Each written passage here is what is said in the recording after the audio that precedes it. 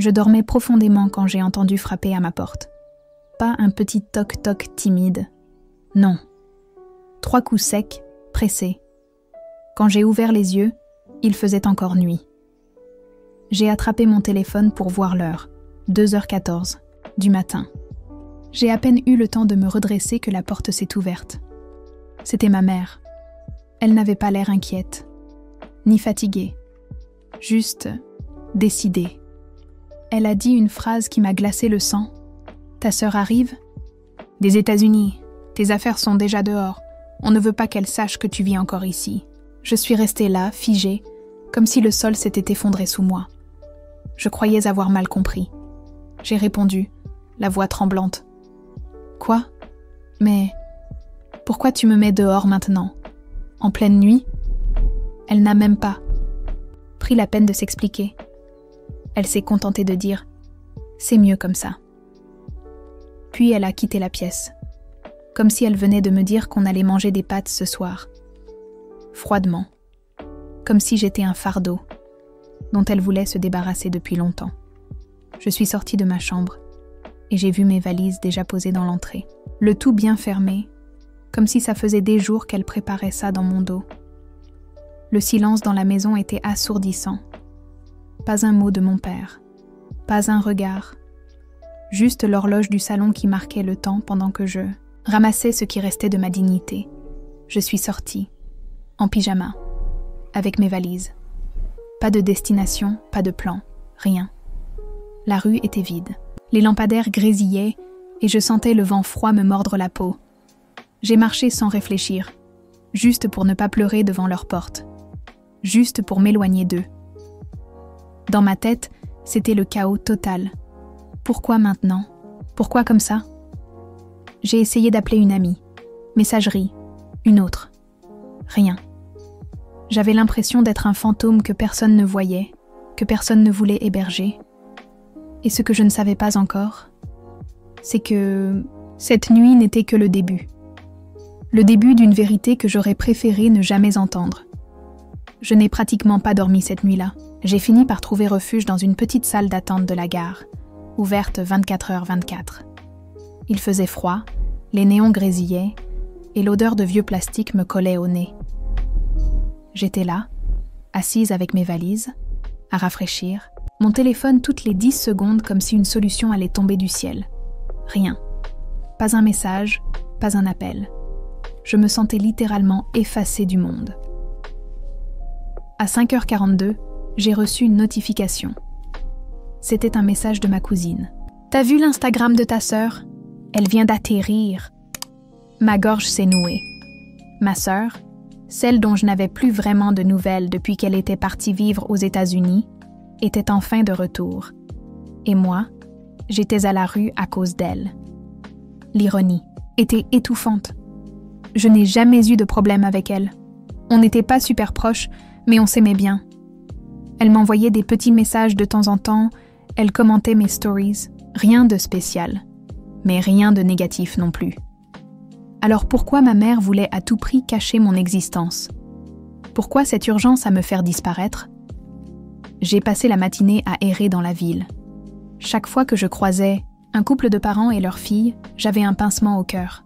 J'avais honte, j'avais mal. Mais plus que tout, j'étais perdue. Vers midi, j'ai reçu un appel. Numéro inconnu. J'ai hésité, puis décroché. « T'es où ?» C'était elle, ma sœur. Sa voix, je l'avais oubliée. Douce, mais tendue. Je suis restée sans voix. Je suis à la gare. Elle a soufflé et j'ai entendu un bruit de moteur en fond. « Attends-moi. J'arrive. » J'ai attendu sur le même banc pendant presque 1 heure. Mon cœur battait comme un tambour. J'avais peur de ce qu'elle allait dire, de ce qu'elle savait, de ce que moi, je ne savais pas. Puis une voiture s'est arrêtée. Elle en est sortie. Mon Dieu, elle était magnifique, radieuse. Le genre de femme qu'on ne regarde pas qu'une fois dans la rue. Et quand elle m'a vue avec mes valises, sa mâchoire est tombée. Qu'est-ce que tu fais ici ? Je n'ai même pas eu le temps de répondre. Ses yeux se sont remplis de larmes. Elle a couru vers moi et m'a serré si fort que j'ai cru qu'elle n'allait plus me lâcher. Et là, elle a dit cette phrase. Une phrase si violente, si percutante, que je me souviens encore du frisson qui a traversé mon dos. Ils t'ont mise dehors parce que je suis revenue. Je n'ai pas su quoi dire. Elle s'est reculée, m'a regardé droit dans les yeux et a lâché. Monte, on va régler ça. Maintenant. Et sans attendre, elle a ouvert la portière. Ce que je ne savais pas encore, c'est que ce trajet allait changer nos vies à toutes les deux. On aurait pu croire que le trajet jusqu'à la maison serait silencieux, gênant, rempli de non-dits, mais pas du tout. À peine la voiture lancée, ma sœur a commencé à poser des questions. Des vraies. Celles qu'on pose quand on veut comprendre, pas juste faire semblant. Qu'est-ce qui s'est passé exactement ? Pourquoi tu étais dehors ? Maman t'a dit quoi ? Je ne savais même pas par où commencer. Tout était encore flou dans ma tête. Les valises déjà prêtes, l'ordre glacial de ma mère, le silence de mon père, et cette absurdité, le fait qu'il voulait à tout prix lui cacher que je vivais encore chez eux. Comme si j'étais une honte, une erreur, une chose à effacer. Ma sœur, elle, ne comprenait pas non plus. Elle m'a dit qu'elle ne leur avait rien demandé. Elle n'avait exigé aucun espace, aucune chambre. Elle ne leur avait même pas parlé de son retour avant la veille. Elle voulait leur faire la surprise. Alors pourquoi, bon sang, cette urgence à me virer ? Quand on est arrivé devant la maison, j'ai eu un frisson. Ce n'était plus chez moi, ça ne le serait plus jamais. Mais elle a garé la voiture, a ouvert sa portière d'un geste sec et m'a lancé « Tu, viens, on va mettre les choses au clair. » Je l'ai suivie, à contre-cœur. Avec une boule au ventre, elle a frappé fort. 3 coups, comme ceux de ma mère la nuit dernière. Et quand la porte s'est ouverte, le temps s'est figé. Ma mère, impeccable comme toujours, s'est figée en la voyant. Et puis ses yeux sont tombés sur moi, juste derrière. Elle a pâli. « Tu l'as ramené ?» a-t-elle lancé d'une voix tranchante. Ma sœur ne s'est pas laissée faire. Je l'ai ramassée à la gare, en train de dormir sur un banc. « Tu m'expliques ce qui se passe ici ?»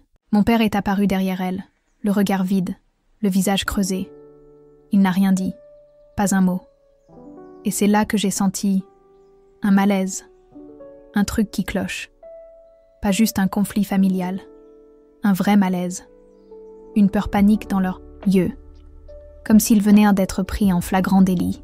« Rentrez, on va parler », a fini par dire mon père. On est entré. Ma sœur a claqué la porte derrière elle. Elle a croisé les bras. Le silence était pesant. On aurait pu entendre une épingle tomber. Et puis elle a lancé cette question. « Pourquoi vous vouliez pas qu'elle me voie ? Pourquoi vous l'avez mise dehors ? Qu'est-ce que vous cachez ?» Et c'est là que ma mère a craqué.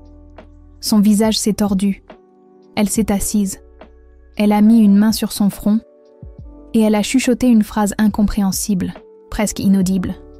Mais ce que j'ai entendu m'a glacée. Parce qu'elle n'aurait jamais dû être là. Je jure que mon sang s'est arrêté de couler. Et ce n'était que le début. Elle n'aurait jamais dû être là. Cette phrase tournait en boucle dans ma tête. Je croyais avoir mal entendu. Ou peut-être que c'était juste une expression maladroite. Mais non. Ma mère la regardait, droit dans les yeux, avec cette peur étrange dans le regard. Comme si la vérité risquait de tout faire exploser. Ma sœur, elle, n'a pas hésité une seconde. Elle s'est avancée, a planté ses yeux dans ceux de ma mère et a répété, mot pour mot, « Explique-moi, qu'est-ce que tu veux dire par elle n'aurait jamais dû être là ?» Mon père s'est levé d'un bond. Il tremblait. Littéralement. Il a lancé un regard noir à ma mère et a dit sèchement « Ça suffit, on ne va pas recommencer. Pas encore. » Encore, il y avait eu un avant, un précédent, ma sœur a reculé. Elle nous a regardés tous les deux, moi et elle, et a compris. Elle a compris que ce n'était pas un simple malentendu. Il y avait une histoire bien plus sombre derrière ce rejet brutal. Quelque chose que nos parents avaient enterré. C'est là qu'elle s'est tournée vers moi. calmement, mais avec une intensité incroyable. « Dis-moi, tu t'es jamais demandé pourquoi on est si différentes? Pourquoi ils ne t'ont jamais traité comme ils m'ont traité moi? » Et là, tout est remonté. Toutes les fois où j'avais dû me débrouiller seule. Tous les cadeaux qu'elle recevait et que moi, on m'expliquait qu'on ne pouvait pas se permettre. Les réunions familiales où j'étais reléguée au second plan. Les anniversaires oubliés. Les regards froids. Les remarques du genre « tu devrais être plus comme ta sœur » alors que j'essayais juste d'exister. Je n'avais jamais osé poser la question. Mais elle venait de le faire pour moi. Ma mère a craqué. Elle s'est levée, a quitté la pièce en pleurant, comme si elle fuyait un fantôme. Mon père a soupiré profondément, puis a dit, presque dans un souffle, « Vous voulez la vérité? Ok, mais préparez-vous, parce qu'elle va tout détruire. » Et là, il a commencé à parler. Il a parlé d'un été, il y a plus de 20 ans, d'un moment d'égarement, d'une trahison. Il a parlé d'une femme, pas ma mère, quelqu'un d'autre, et d'un bébé. Un bébé qu'ils ont décidé d'élever comme si c'était le leur. Je me suis figée, ma sœur aussi. « Tu veux dire ?» a-t-elle murmuré. Et il a hoché la tête, les larmes aux yeux. « Elle n'est pas ta sœur, elle est ta fille. » Le sol s'est littéralement dérobé sous moi. Et dans le silence qui a suivi, j'ai senti ma vie entière s'écrouler. Mais ce n'était que le début. Pendant quelques secondes, j'ai arrêté de respirer. J'ai regardé mon père, puis ma sœur, puis ma mère, recroquevillée dans le couloir, les mains sur le visage. Et je me suis dit, ce n'est pas possible, ce n'est pas réel. Ils sont en train de mentir. Mais non, c'était réel, brutalement, irréversiblement réel. Tu veux dire que je suis le fruit de ta trahison ? A murmuré ma sœur, le regard vide. Mon père n'a pas répondu tout de suite. Il s'est contenté d'hocher la tête. Lentement, presque honteusement. Il a expliqué qu'il avait eu une liaison, bien avant le retour de ma sœur. Une histoire de quelques mois avec une femme qu'il n'a jamais nommée. Une femme tombée enceinte. Et qu'au lieu d'assumer publiquement, il avait proposé un arrangement. Elle ne voulait pas garder l'enfant. Elle avait déjà pris ses dispositions. Et moi, je ne voulais pas t'abandonner. Alors il avait tout avoué à ma mère. Et contre toute attente, elle avait accepté, à condition d'élever ma sœur comme la leur, de tout effacer, de ne jamais rien dire, de faire comme si de rien n'était. Mais au fond, il n'avait jamais vraiment accepté, ni l'un ni l'autre. Et ça, ma sœur l'a compris instantanément. C'est pour ça que vous l'avez toujours rejetée ? Elle était un rappel vivant de ce que vous aviez fait ? Ma mère a relevé la tête, les yeux rouges. Elle a murmuré. C'était plus facile de faire semblant que de faire face. Mais quand j'ai su que tu revenais, je n'ai pas supporté l'idée que tu découvres tout, que tu comprennes qu'elle n'est pas ta sœur. Mais le pire, ce n'était pas ce qu'il disait. Le pire, c'était ce qu'il ne disait pas. Parce que moi, je n'étais pas juste en train d'apprendre que ma sœur n'en était pas une. J'étais en train de comprendre que toute ma vie, j'avais été le dommage collatéral, la fille légitime, effacée pour protéger un mensonge. Et là, quelque chose s'est brisé en moi. Donc, si je comprends bien, j'ai soufflé. Vous avez préféré me virer, moi, pour protéger un secret qui ne me concernait même pas. Le silence qui a suivi a été assourdissant. Ma sœur s'est levée, elle a serré les poings, et elle a dit, d'une voix que je ne lui avais jamais entendue, « C'est terminé, ce mensonge s'arrête aujourd'hui. » Elle m'a tendu la main. « Viens, on part. » Toutes les deux. Et cette fois, c'est eux qui devront affronter les conséquences. Je l'ai suivi. Pas parce que je savais où on allait, mais parce que, pour la première fois, quelqu'un me choisissait, moi, et cette fois, je n'allais plus me taire. Quand on a claqué la porte de la maison derrière nous, il était à peine 6 heures du matin. On n'avait aucune idée d'où on allait.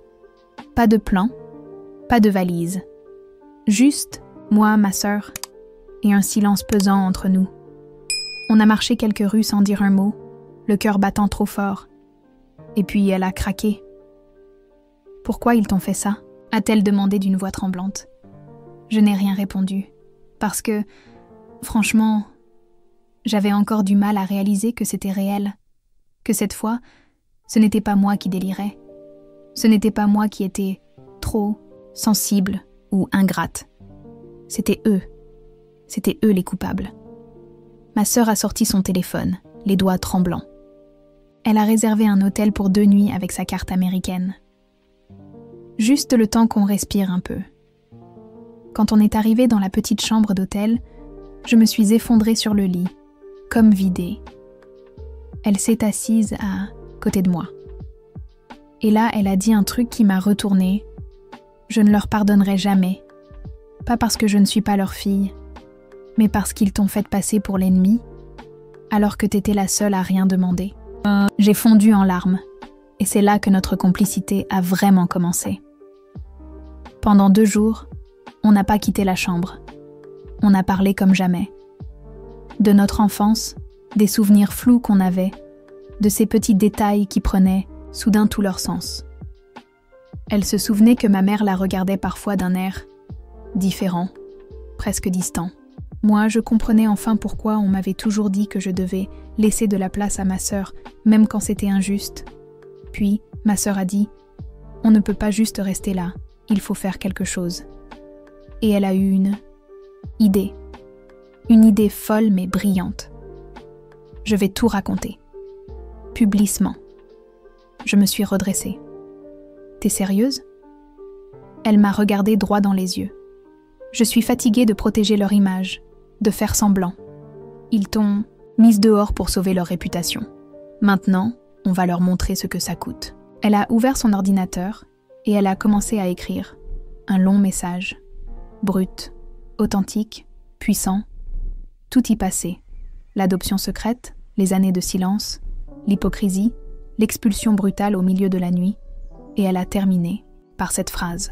« Si aimer sa sœur, c'est une trahison pour vous, alors vous méritez qu'on sache qui vous êtes vraiment. » Elle a cliqué sur « Publier ». Et à cet instant précis, tout a basculé. Quand elle a cliqué sur « Publier », j'ai cru que mon cœur allait exploser. C'était en ligne. L'histoire complète. Notre vérité. Sur un post Reddit anonyme, dans une communauté francophone très suivie. En quelques minutes, les notifications ont commencé à exploser. Des centaines de réactions, des milliers. Des gens qui commentaient. C'est honteux ce qu'ils vous ont fait. Tes parents méritent d'être exposés. Ta sœur est une reine pour avoir pris ta défense. Chaque message, chaque mot était comme un baume sur une plaie que je traînais depuis des années. Mais ce n'était que le début. Le post est devenu viral. Des influenceurs ont commencé à le repartager. Une youtubeuse féministe connue l'a même lu dans une de ses vidéos. Le téléphone de ma sœur n'arrêtait pas de vibrer. Le mien aussi, mais ce n'était pas pour les mêmes raisons. Ma mère appelait en boucle. Mon père envoyait des messages en majuscules. « Efface ça tout de suite. Tu nous détruis. » Et puis le message qu'on n'attendait pas. Une femme qu'on ne connaissait pas, qui nous a écrit en privé. « Je crois que je suis votre tante biologique et j'ai des choses à vous dire. » Le choc. On s'est regardés, incrédules. Une tante biologique? Elle nous a envoyé une photo. Elle ressemblait à ma sœur, comme une version plus âgée. Même sourire, même regard. Elle a écrit « J'ai suivi votre histoire par hasard. Et quand j'ai vu vos visages, j'ai su. On a toujours pensé que vous étiez morte à la naissance, mais on n'a jamais eu de certitude. J'ai besoin de vous parler. » On était restées silencieuses. Une partie de moi voulait croire que c'était faux, une imposture. Mais une autre savait. Ma sœur, elle, a immédiatement voulu en savoir plus. Elle lui a donné rendez-vous en visio, le soir. Même, et ce soir-là, on a découvert une vérité encore plus dérangeante que tout ce qu'on avait imaginé. Une vérité qui allait changer notre vision du passé, de notre famille, et de tout ce qu'on pensait savoir sur notre propre histoire. Quand la caméra s'est allumée, J'ai senti mon souffle se couper. La femme à l'écran, c'était troublant. Elle avait les traits de ma sœur, mais aussi un peu les miens. Pas de doute, c'était elle. La tante. Notre tante biologique, elle a souri timidement, les larmes aux yeux. Et ce qu'elle a dit ensuite a tout changé. Vos parents, les gens qui vous ont élevés, ne sont pas vos parents biologiques. Silence total. Vous avez été enlevés. J'ai cru que j'avais mal entendu. Mais elle a continué, d'une voix tremblante. Vous étiez 2 bébés prématurés, nés dans une petite clinique. Il y a eu un incendie cette nuit-là. Beaucoup de confusion. Des bébés disparus. Le personnel accusé de négligence. Et puis, plus rien. L'enquête a été bâclée. Elle s'est arrêtée, comme si elle n'arrivait plus à respirer. On vous a cherché pendant des années. Vos vrais parents sont morts en pensant que vous étiez partis avec les flammes. Mais moi, je n'ai jamais cru cette histoire. Je n'arrivais pas à parler. Ma sœur non plus. Elle pleurait. La femme nous a montré des photos, des documents, un test ADN qu'elle avait fait à partir d'un échantillon envoyé à un site spécialisé. Résultat, parenté à 99,98%. On était en train de vivre un retournement de scénario, digne d'un film. Et à ce moment précis, quelque chose s'est brisé en moi. Toute ma vie, j'avais ressenti ce décalage. Cette sensation de ne jamais vraiment être à ma place. Les regards froids, les règles absurdes, le manque total d'affection. Et maintenant, je comprenais pourquoi. On n'était pas leurs enfants. On avait été volés. Mais alors une autre question s'est imposée. Pourquoi ? Pourquoi 2 adultes auraient-ils enlevé 2 bébés ? Pourquoi s'être donné tout ce mal ? Et surtout, pourquoi nous avoir traités avec autant de cruauté ? Ensuite, c'est là que ma sœur a prononcé les mots que je n'oublierai jamais. On doit les confronter. Maintenant. Et moi, pour la première fois de ma vie, j'étais d'accord avec elle à 100%. Ce soir-là, on a pris la voiture. Direction. La maison de ceux qu'on appelait encore, par habitude, nos parents. On allait leur demander la vérité. Et rien ne pourrait les sauver de ce qui allait suivre. La voiture roulait en silence. Mais dans ma tête, c'était le chaos total. Chaque minute qui passait me rapprochait de la confrontation que j'attendais et que je redoutais à la fois. À côté de moi, ma sœur fixait la route comme si elle allait exploser. Je n'avais jamais vu son visage aussi tendu. Quand on est arrivé devant la maison, tout était calme. Trop calme. La lumière du salon était allumée, mais aucun bruit. Pas de télé, pas de voix. Juste ce silence oppressant. On a toqué.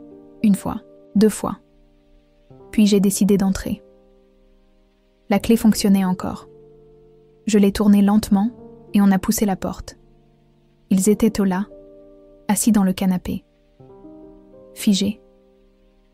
Le regard qu'ils nous ont lancé, c'était pas celui de parents, c'était celui de gens qui savent que la vérité est en train d'éclater. Ma sœur n'a pas attendu 1 seconde. Tu peux nous dire pourquoi tu nous as volés ? Ma mère adoptive a blêmi. Mon père, lui, est resté immobile, comme une statue. On sait tout. Le test ADN, la vidéo de notre tante, l'hôpital, l'incendie. Toujours aucune réponse. Puis, lentement, ma mère s'est mise à pleurer. Pas les larmes habituelles, pas celles de manipulation qu'elle sortait pour nous faire culpabiliser. Non, des vraies larmes, de panique. Je n'ai jamais voulu ça. Elle a regardé mon père comme pour demander l'autorisation de parler. Mais il n'a rien dit. Il avait les mains serrées, le visage fermé. Alors elle a continué. On ne pouvait pas avoir d'enfant. Après 10 ans d'essais, de traitement, rien. Et cette nuit-là, c'était le chaos. Il y avait des cris partout. Les infirmières couraient dans tous les sens. Ton père, il a pris la décision. Il a dit que c'était un signe du destin. Que personne ne remarquerait. J'étais glacée. Tu veux dire que vous avez profité d'un incendie pour kidnapper 2 bébés et disparaître ? Elle a hoché la tête, en silence. Ma sœur est restée figée. Elle serrait les poings. Moi, j'avais juste envie de hurler. Et vous avez eu le culot de nous faire passer pour des intruses, de nous faire sentir comme des fardeaux. Mon père s'est levé brusquement. Sa voix a claqué comme une gifle. Vous devriez être reconnaissante. On vous a élevé. On vous a tout donné. C'était là, le vrai visage. Et en une seconde, toutes les pièces du puzzle sont tombées. Ce n'était pas de l'amour. Ce n'était jamais de l'amour. C'était de la possession. Et, à ce moment précis, j'ai su qu'on ne pouvait plus reculer. On allait tout révéler. Peu importe ce que ça coûterait. Mon cœur battait si fort que je l'entendais résonner dans mes oreilles. L'adrénaline me consumait. Je tremblais, mais pas de peur, de rage. Je venais de découvrir que toute ma vie avait été bâtie sur un mensonge. Et ce mensonge avait un visage. 2 visages, ceux de mes parents adoptifs, qui me regardaient en maintenant comme si j'étais la menace.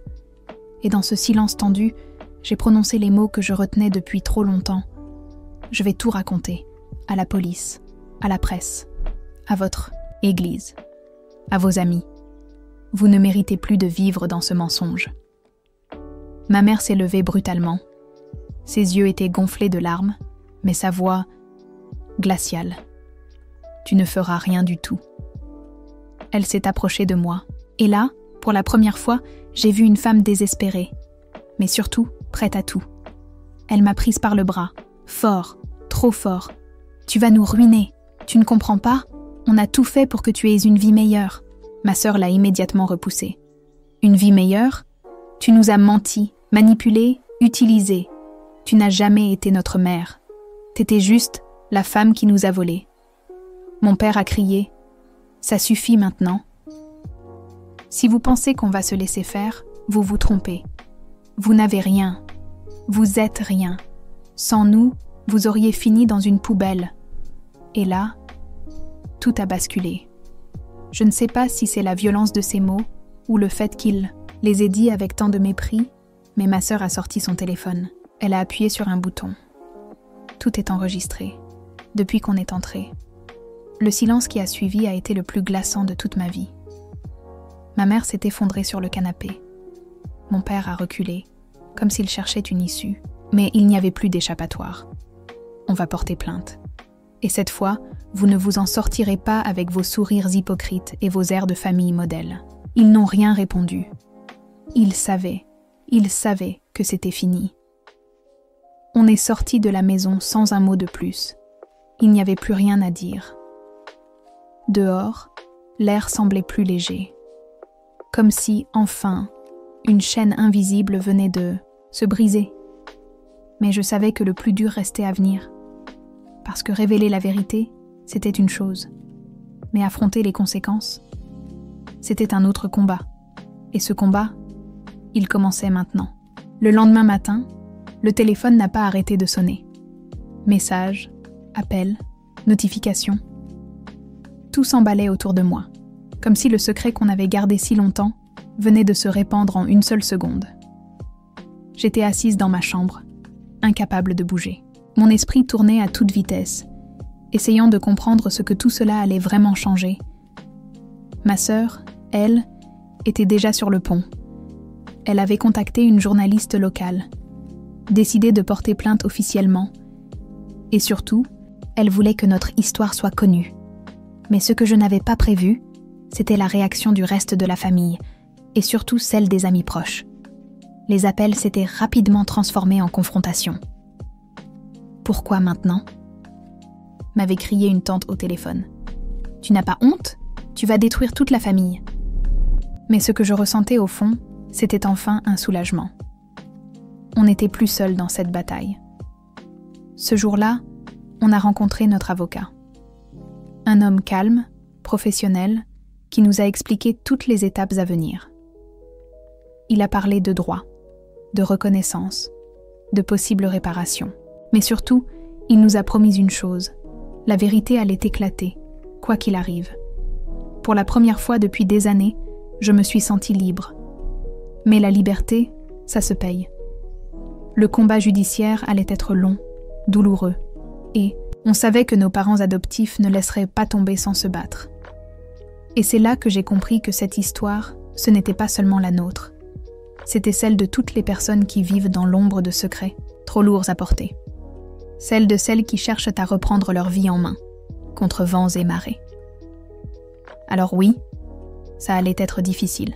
Oui, ça allait être un combat. Mais on était prête. Parce qu'on méritait la vérité.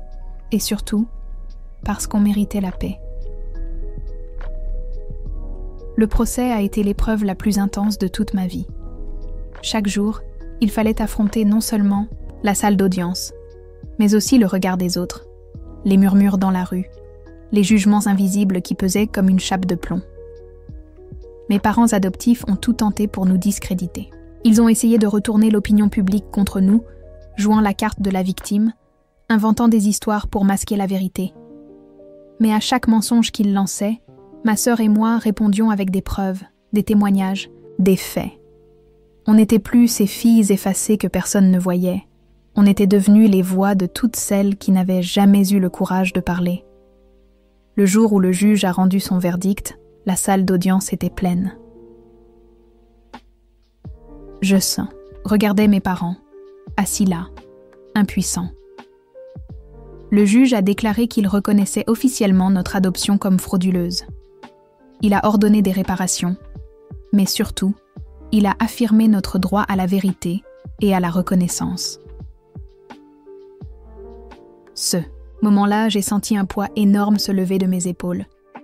Je regardais ma sœur, ses yeux brillants d'émotion, et j'ai su qu'on avait gagné bien plus qu'un procès. On avait gagné notre liberté. Mais plus important encore, on avait gagné notre dignité. Et aujourd'hui, je veux que mon histoire serve à inspirer toutes celles et ceux qui se sentent enfermés dans un secret.